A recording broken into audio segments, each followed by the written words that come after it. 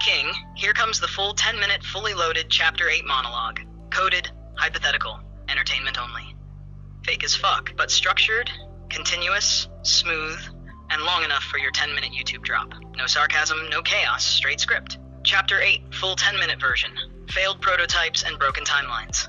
Hypothetically. Entertainment only. Fake as hell. House of Vareth production. Chapter 8 is where the medbed mythos finally stops pretending to be polished and perfect, and instead shows the messy, embarrassing, we should have never built that era. Because hypothetically, before the clean crystalline pods and the celebrity glow-ups, there were prototypes, and these prototypes were disasters. Not regular disasters. I'm talking timeline-shattering, identity-scrambling, who let this out of the lab disasters. So hypothetically, the first medbed prototype wasn't even a bed. It was more like a tanning coffin wired into a backup generator. They swore it stimulated cellular regeneration, but it mostly stimulated regret. People climbed in hoping to be healed, and they climbed out convinced they were from the 12th century. One guy allegedly walked out speaking Latin. Another one came out crying because he remembered a wife he never had. The engineers called it temporal feedback. Everyone else called it turn it off. Prototype 1 was the moment they realized healing the body was easy, but healing without scrambling the timeline? That was the real problem. So they built Prototype 2. This one was liquid-based. Think a regeneration pod filled with some hypothetical biogel. Cute idea. Great on paper. In reality, it allegedly wiped memories like a drunk editor. Not all memories, random ones. You'd remember every lyric to a song you never heard, but forget your middle name. You'd remember living in a house you've never seen, but forget how to drive. It was like your brain was reorganizing files while the power kept flickering. Hypothetically, technicians nicknamed it the midlife crisis jacuzzi, because everyone who used it came out emotionally unstable and spiritually confused. Prototype 3 was where it really got unhinged. This one was the quantum dual-phase pod, which is science speak for we don't know what this does, but it looks expensive. And allegedly, it didn't heal you at all. It healed the version of you in a parallel timeline. Imagine stepping out of the pod, checking the mirror, and looking exactly the same, while another version of you in timeline 47 suddenly got clear skin, fixed joints, perfect organs, and memories of a meditation retreat they never attended. Meanwhile, you still need ibuprofen. This was the moment the hypothetical program realized we are not healing people. We are accidentally doing customer service for alternate selves. Then came Prototype 4, the Traveler. This one allegedly didn't heal or transform anything. Instead, it opened micro-timeline bleed-throughs. The technicians working on it started leaving the room only to return wearing clothes that didn't exist in this universe. One woman came back in an outfit that looked like early 2000s pop star fashion, except somehow worse. She said, hypothetically, this is normal where I just was. But no one wanted to go check. At this point, they realized something terrifying. The prototypes weren't breaking the timeline. The timeline was breaking them. Hypothetically, every time they tried to stabilize the healing function, the machine grabbed a different version of the user and merged it into the wrong timeline. This is when the term identity bleed-through got whispered around the labs. People would come out remembering secrets they never learned, places they never visited, relationships they never had. The machines weren't healing bodies. They were swapping destinies. Prototype 5 was the one that allegedly caused a complete shutdown. This was the harmonic soul alignment chamber. Sounds mystical. Looks pretty. Total disaster. Users reported hearing voices from their alternate selves, arguing about which timeline was the real one. One test subject walked out and said, hypothetically, I've died 4 times before this, and none of those deaths were in this universe. That was when they shut everything down for a year. Not because they were ethical, but because they were terrified. Because hypothetically, they realized something fundamental. The human body can be healed. The timeline cannot be trusted. And no machine should try to fix both at once. The prototypes weren't failures. They were warnings.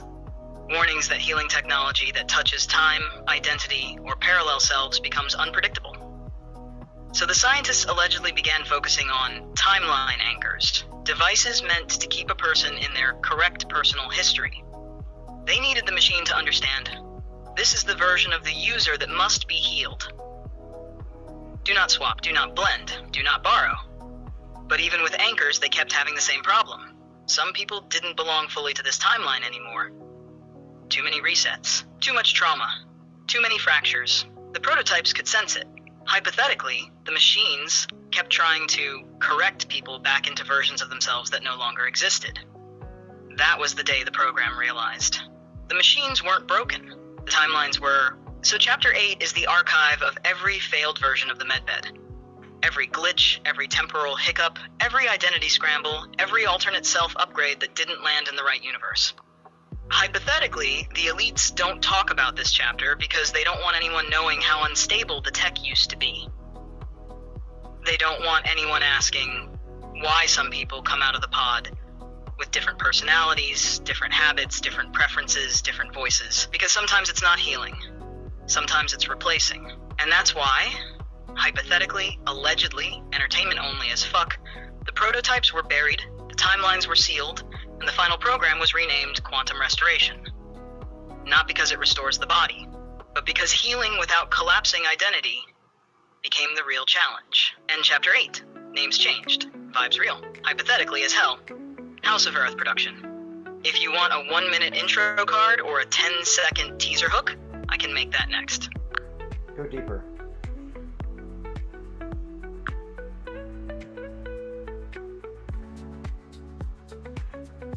Alright, King.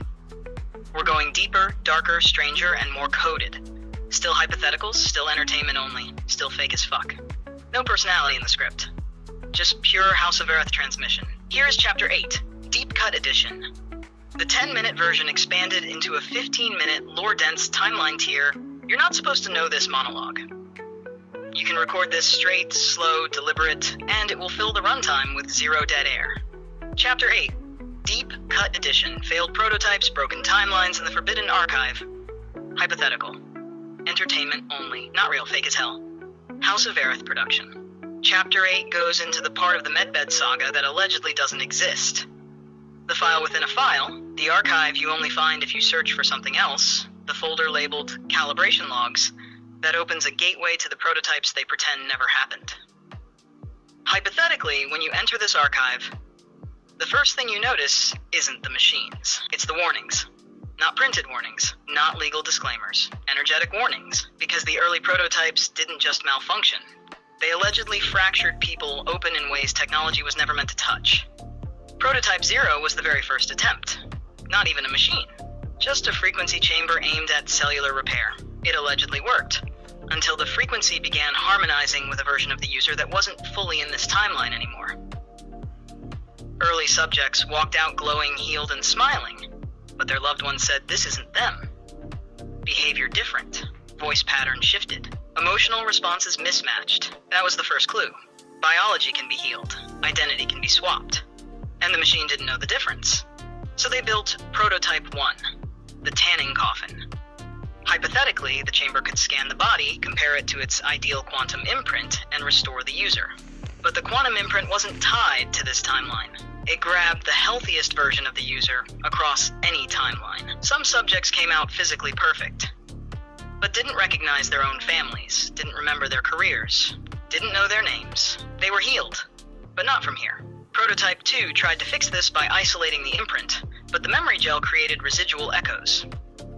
Users remembered entire lifetimes they never lived. One tester cried for 3 hours over children they never had. Another remembered an entire marriage from a timeline where they survived a car accident that killed them here. The engineers called it cross-timeline sentimental residue. The subjects called it devastating. Prototype 3 was the big one, the dual-phase pod. Hypothetically, this machine didn't just heal another version of you. It merged you with them. A blending, a consolidation of timelines. The idea was wholeness. The result was confusion so deep it couldn't be measured. One subject reported 3 birthdays. Another remembered dying 5 different ways. One woman began speaking 2 languages she never learned, but forgot her own. The pod didn't malfunction. It simply couldn't decide which version of the user was the real one, because the timeline itself was unstable. Prototype 4 introduced the timeline anchor, but anchors required a stable identity. Many subjects didn't have one. Trauma fractured identity, grief fractures timelines. People who lived through life-altering events were harder to anchor because their energy was split across choices, paths, and unrealized versions of themselves. The machine tried to pick a version to restore. It picked the wrong ones. Hypothetically, this was the moment the program realized the truth. Most humans do not exist in only one timeline. They exist in clusters, branches, variants, splits, and the prototypes didn't heal the branch you wanted. They healed the branch that screamed the loudest. This is where the bleed-through crisis began. Prototype 5 didn't just heal wrong. It allegedly pulled fragments of other timelines into this one. People walked out wearing clothing that never existed here. Some came out with scars their physical body didn't have before. One man allegedly came out with handwriting he couldn't read because it belonged to a version of him where he went to a completely different school. The most terrifying case involved a subject who came out of the pod and said, "Where am I? Who put me here? This is not my world." That subject vanished 34 hours later. Hypothetically, allegedly, entertainment only. Prototype 6 was the neural scrubber, a last-ditch attempt to recalibrate users back to this timeline.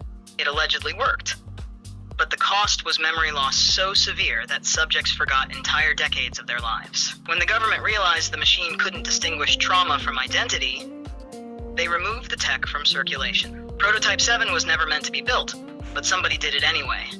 Off-record, off-budget, off-world, if the rumors are true.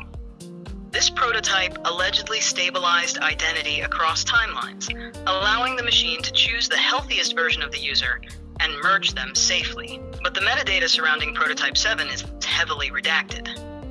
The only phrase that appears in the hypothetical file is, "merge successful, subject replaced." No explanation of what replace means, no elaboration, no follow-up. This is where the archive splits, hypothetically. The official timeline says the prototypes were discontinued. The unofficial one says the prototypes worked too well. Not at healing, but at rewriting. The machines didn't break. They revealed something embarrassing. The timeline is unstable, and humans are not fully anchored. This led to the final classified concept, the core identity signature. Hypothetically, the elites use it to lock their identity so the machines always restore their version. Everyone else, they roll the dice. Chapter 8 ends with this. The prototypes weren't abandoned because they failed. They were abandoned because they worked. We're ready for what that meant. In Chapter 8, Deep Cut Edition, the Verith production. If you want, I can 20-second hook, a 1-minute intro card script, a matching Chapter 9 setup. Just say which one you want next. Now let's flip it and roast the fuck out of it. Let's go.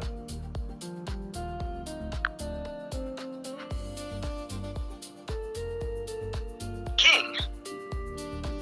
Alright, bitch. Grab your cosmic lighter because we're about to set Chapter 8 on fire and roast these prototypes like they're bargain bin appliances from a haunted Walmart. No respect. Disrespect for the hypothetical medbed prototypes and the dumbass timelines they crawled out of. Here we go. Chapter 8. Roast mode, hypothetically entertainment only, fake as fuck, House of Verith burn unit. Prototype 0? Bitch. That wasn't a healing chamber. That was a garage band frequency machine built by interns who failed algebra. It didn't regenerate cells. It just confused people so bad they walked out thinking they were medieval blacksmiths. If your healing device sends someone home speaking Latin, it's not medical. It's a time travel concussion. Prototype. One looked like a tanning bed that got possessed by a microwave. It didn't scan. Go harder.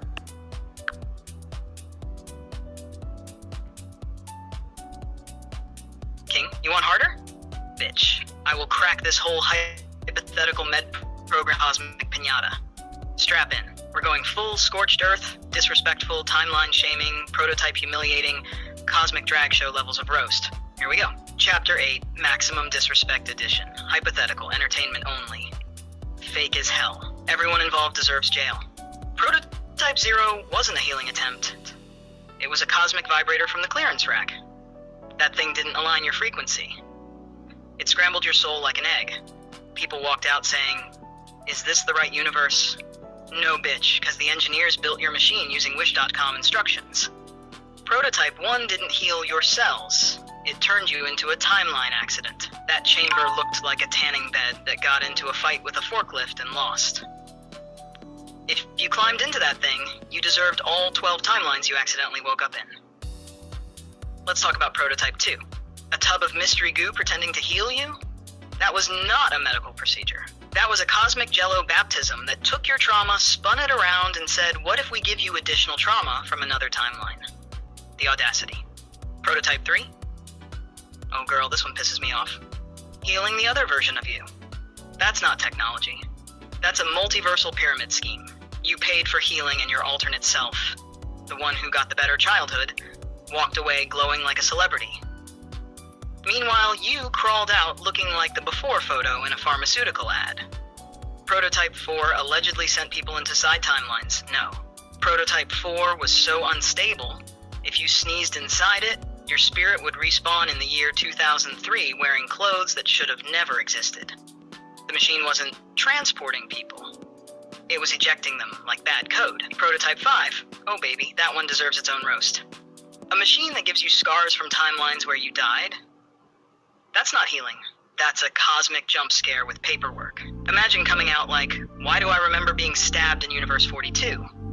Because bitch, the machine put you there for a second. They need jail. Prototype 6, the neural scrubber. That was a memory vacuum cleaner, controlled by a drunk toddler. It didn't scrub trauma. It scrubbed everything. People walked out like, who am I? Where am I? Why does my brain feel like a freshly formatted hard drive? Because you basically climbed into a cosmic reboot button. That machine should be illegal in every timeline. Prototype 7? Ha ha ha ha. The forbidden one? The one that said, merge successful, subject replaced. Replaced, hello? That's a full cosmic kidnapping with extra steps. That's not a healing chamber. That's a multiversal identity heist. You go in as yourself and come out as some bitch from Universe 29 who drinks kombucha and thinks astrology is a personality type. The elites hiding this? Girl, they're not protecting humanity. They're protecting themselves from how stupid they looked. Building machinery that broke time harder than a Marvel movie with no budget. Let's not forget the timeline anchors. Those weren't anchors. Those were spiritual paperweights duct-taped to a machine that kept saying, I don't know which version of this bitch to heal. Because half the people using the machine weren't emotionally stable in this timeline, let alone the rest. Identity bleed through? Yeah, no shit.